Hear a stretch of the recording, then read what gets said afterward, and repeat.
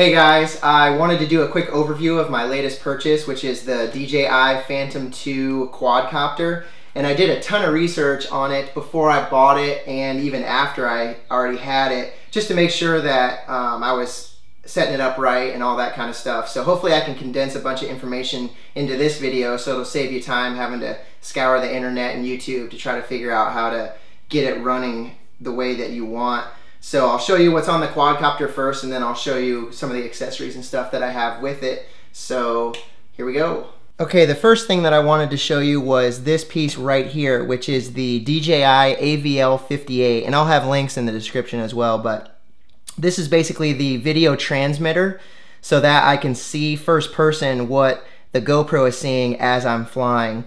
So I have on here a antenna. This is a Clover-Leaf antenna, and this is actually a different antenna that comes stock with the AVL58.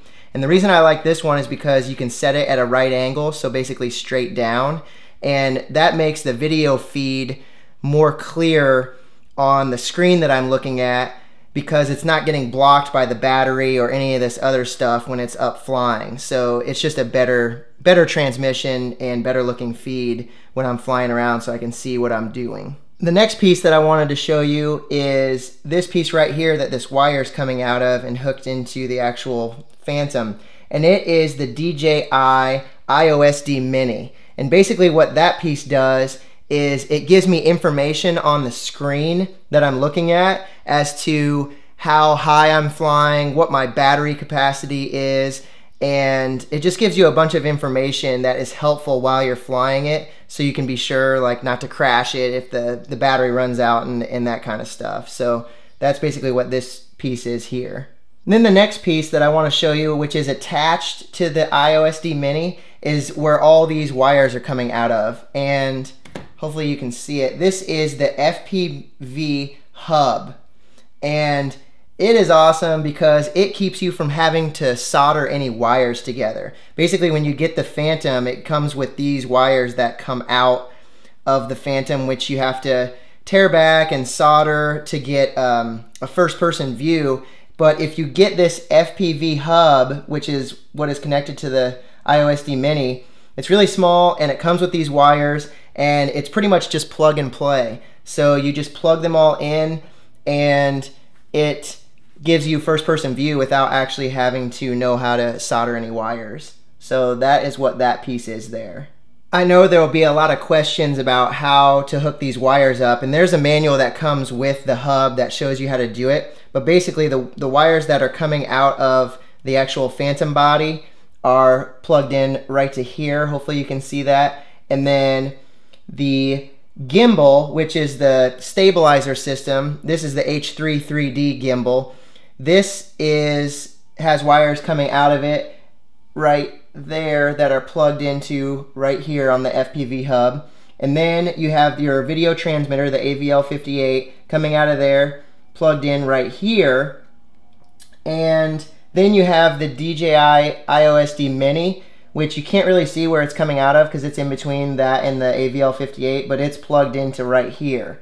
So some people like to open up the Phantom and put all this stuff inside so it doesn't look as messy, but I have found that it's easier maintenance to keep it outside because you can tell everything, you know, is secure and still where you left the last time you were flying it. So I don't mind how it looks on the bottom because it's all about the shot from the GoPro. So this worked for me, and hopefully it will work for you if you're trying to mimic this setup. Okay, now I have the Phantom turned around and we're looking at the front of it, and here's the GoPro, which is attached to the H3 3D gimbal. And I did a lot of research on the jello effect, which is basically an effect where the video will kind of be vibrating and it'll create these jello-y lines through the video. My experience with the H3 3D gimbal is that it kind of resolved the issue. I haven't had any problems with any jello effect, but if you do have problems with jello effect, you can get this piece here, which is a neutral density filter for the GoPro. And it's for the naked GoPro, meaning there's no case or body on the GoPro, because that's how you have to mount it to the actual Phantom.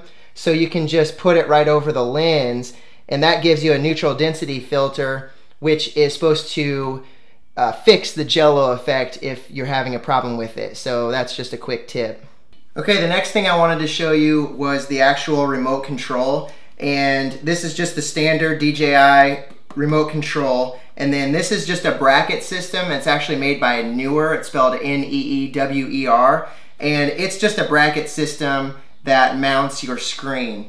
So that is that. And then this is a FlySight Black Pearl 7-inch monitor. So this will give you the first person view that you're gonna see from the GoPro.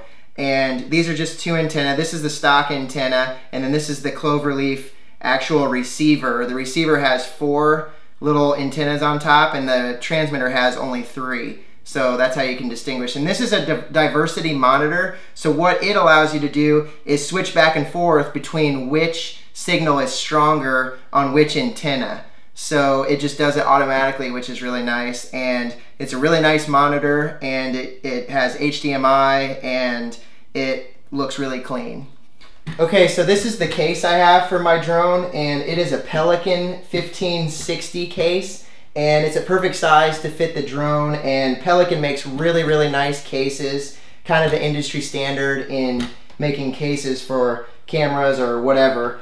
And so basically it comes with foam inside it, and they're just blocks of foam, and then you can cut it out to kind of make it shape however you want. So I've got all my accessories fit in here nicely, as well as the drone, and so it protects it when I'm traveling or taking it anywhere. So it's a really nice case.